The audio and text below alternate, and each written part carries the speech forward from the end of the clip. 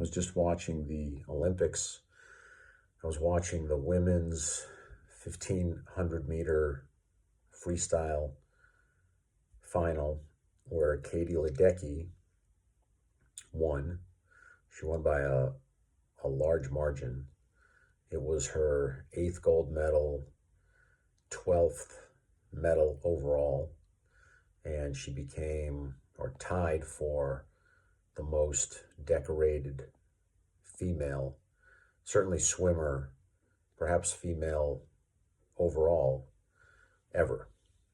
And it was interesting watching the race. I've been watching the Olympics the past few nights. I've seen a lot of different events, mostly gymnastics and swimming have been the ones that have been highlighted. But when she won, I started to cry. There was something about her performance and the way she did it and just her persona that really is attractive to me. She clearly is someone who is tough-minded and is really a warrior and understands consistency. They were showing on the screen her splits per lap. So every 50 or 100 meters, how long it took her to swim throughout the race. And her splits were like almost identical. So she didn't start out fast and slow down. She didn't start out particularly slow and speed up. I don't know what it was. I think they started it at the 500 meter mark. So maybe she needed some time to warm up. But basically, every 50 or 100 meters, she swam at almost the exact same pace. And that's amazing. That takes unbelievable stamina and training, but also just is something that I really like as a quality. And I try to practice it myself. I like to think that I have that quality. Consistency is something that I've come to value greatly over the last several years. I think earlier in my life, I struggled with it. I did not have consistency. I didn't understand what it was, and I didn't understand why it was important.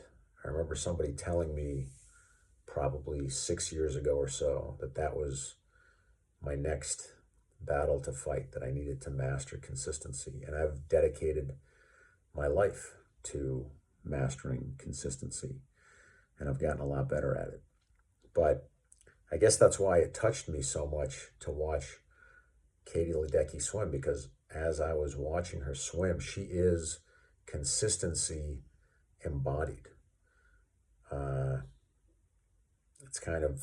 It's hard to describe. She's like a machine.